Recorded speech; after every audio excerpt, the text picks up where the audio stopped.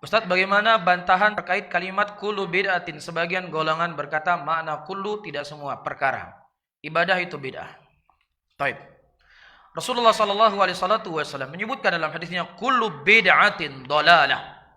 Kalimat kul ketika diidhafakan kepada sebuah kalimat yang nakirah, itu secara kaidah ilmu balaghah yufidul umum. Itu menunjukkan keumumannya. Segala sesuatu yang tidak pernah diajarkan oleh Rasulullah, yang seseorang melakukannya untuk menandingi syariat, maka itu merupakan perbuatan yang bid'ah.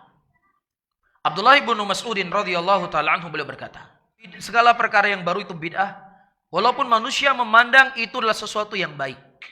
Tapi kita praktekkan, kita contohkan. Pertama, seseorang ketika berselawat, bagus nggak berselawat? Bagus ya. Allah mengatakan, innallaha wa malaikatu yusalluna 'alan nabi ya ayyuhalladzina amanu sallu 'alaihi wa sallimu taslima. Sesungguhnya Allah dan para malaikat mereka berselawat kepada Rasulullah. Hai orang-orang beriman, berselawatlah kalian kepada Nabi sallallahu alaihi wasallam. Baik, selawat ya. Iya, selawat sebagai bukti tanda seseorang cinta kepada Rasulullah. Kemudian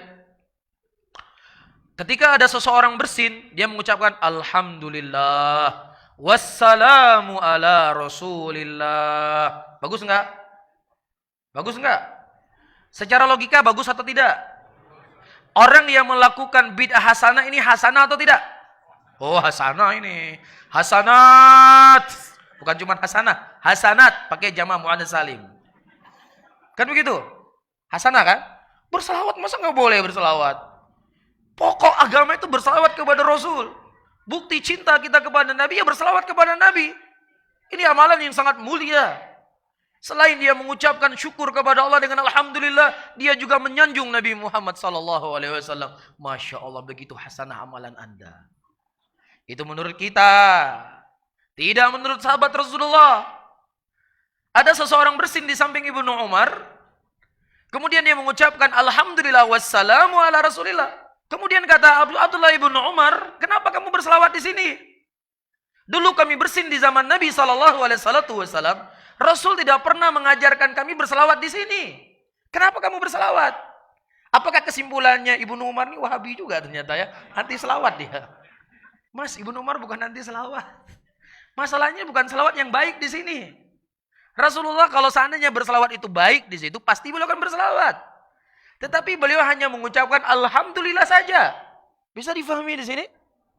Nah, makanya kata para ulama, berhentilah engkau di mana Rasul berhenti. Berjalanlah engkau di mana Rasul berjalan. Nabi berhenti pada kalimat alhamdulillah, berhenti di situ, jangan kamu tambah-tambah.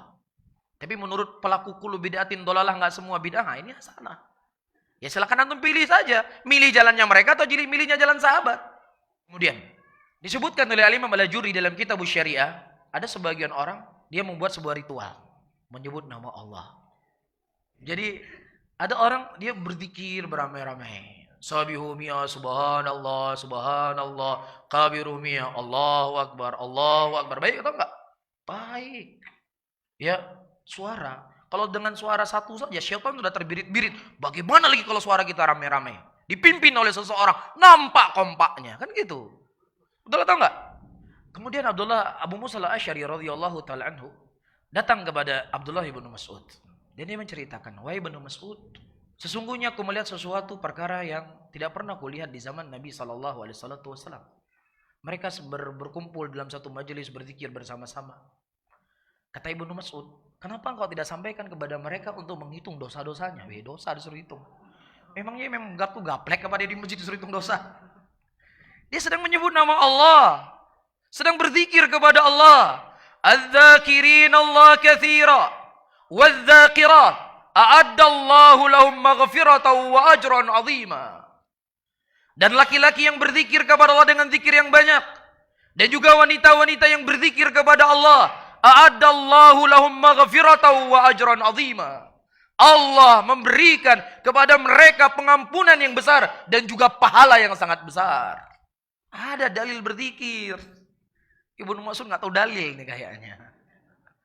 Mas, bukan Ibnu Mas'ud nggak tahu dalil, entenya yang berbuat sesuatu yang tidak pernah dilakukan oleh Nabi sallallahu alaihi wasallam.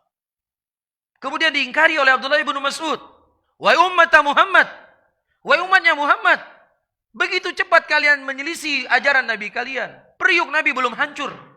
Beliau baru saja meninggal. Baju beliau belum rusak. Sementara sahabat beliau masih ada di mana-mana. Mereka mengatakan, wahai Abu Abdurrahman, tidaklah kami menginginkan ini kecuali baik. Kalau orang zaman sekarang mungkin kalau bertemu dengan Ibnu Mas'ud dia berkata, ya Ibnu Mas'ud kulu itu enggak semuanya, tapi sebagian. Ini adalah bidah hasanah, makanya belajar yang benar ente. Itu mungkin akan diucapkan kepada Ibnu Mas'ud. Kan begitu? Masa berzikir enggak boleh? Kan begitu kan? Kata Ibnu Mas'ud, berapa banyak orang-orang mereka menginginkan kebaikan, tapi tidak sampai kepada pintu kebaikan. Disebutkan oleh orang-orang meriwayatkan hadis, kami melihat orang-orang yang berzikir berjamaah di masjid. Mereka orang-orang yang berada di barisan yang paling terdepan dalam memerangi sahabat Nabi SAW. Al-Imam Al-Barbahari dalam kitab Syarhus Sunnah beliau menyebutkan, ihdar min sigharil bid'ah. Hati-hati kamu dari bid'ah yang kecil, dia akan naik menjadi bid'ah yang besar. Membunuh, memerangi sahabat Rasulullah SAW dimulai dari paling kecil. Jadi menurut pandangan para sahabat, karena tersempitnya waktu, di sana juga diternukilkan dari sebagian para ulama, bagaimana mereka mengingkari bid'ah yang dianggap bid'ah hasanah oleh orang-orang hari ini. Tapi Ustadz itu ada dalil-dalilnya disebut dalam sebuah kitab, ada 37 buku populer itu, boleh banyak sekali sebutkan dalilnya. Ada dalilnya. Waktu itu ada sahabat Rasulullah SAW, ada orang yang disengat binatang berbisa, dia baca Al-Fatihah. Mana ada dalil ruqyah baca Al-Fatihah? Nggak ada dalilnya. Baru setelahnya mereka sampaikan kepada Nabi, baru diikrarkan oleh Nabi. Nah sebelum diikrarkan oleh Nabi, apakah ente berani mengatakan sahabat Nabi berbuat bid'ah dolalah, mereka nanti masuk neraka? Nah itu kan dalilnya kan? Mas jangan buru-buru mas, slow. Jangan terlalu ngegas. Allah menyebutkan di dalam Al-Quranul Karim, wa nunazzilu minal Qur'an ma huwa syifa. Kami turunkan kepada kalian dari Al-Quran apa yang ada dalam Al-Quran ini dari obat. Ini ayat Al-Quran. Kaidah dalam ilmu usul, sebuah nas itu difahami kepada kemutlakannya sampai datang sesuatu yang mengkaitkannya. Selama tidak ada sesuatu yang mengkaitkannya, kembali kepada hukum asal, kepada ayat yang mutlak. Sebuah nas itu difahami kepada keumumannya sampai datang dalil yang mengkhususkan. Ketika tidak datang dalil yang mengkhususkannya, maka dia tetap pada keumumannya. Wa nunazzilu minal Qur'an, dan kami turunkan kepada kalian Al-Quran yang itu merupakan syifa, obat. Itu sifatnya mutlak. Apakah obat penyakit hati ataukah obat penyakit fisik? Ya, apakah dia membaca Al-Fatihah ataukah dia membaca Al-Baqarah, apakah dia membaca surat Yasin atau apa saja yang dia baca? Apa saja daripada ayat Al-Quran itu bisa menyembuhkan. Nah, ketika para sahabat membaca Al-Fatihah, apakah itu menyelisih dari dalil? Apakah mereka tidak punya dalil? La, mereka punya dalil. Dalilnya apa? Ayat Al-Quran. Sementara bid'ah sesuatu yang tidak ada dalilnya dari Al-Quran, juga tidak ada dalilnya dari sunnah Rasulullah yang dilakukan untuk menyaingi syariat Allah. Bisa difahami para hadirin? Ya, ini diantara hal yang tersebutkan. Wa ila, Islam agama yang wadih. Islam sebagaimana yang dikhabarkan oleh Rasulullah, taraktukum ala bayda lailuha ka'anhariha. Aku tinggalkan kalian di atas cahaya yang sangat terang menerang, yang mana malamnya bagaikan siangnya, kata Rasul sallallahu alaihi wasallam. Mudah-mudahan Islam itu selalu terang buat kita. Amin ya rabbal alamin.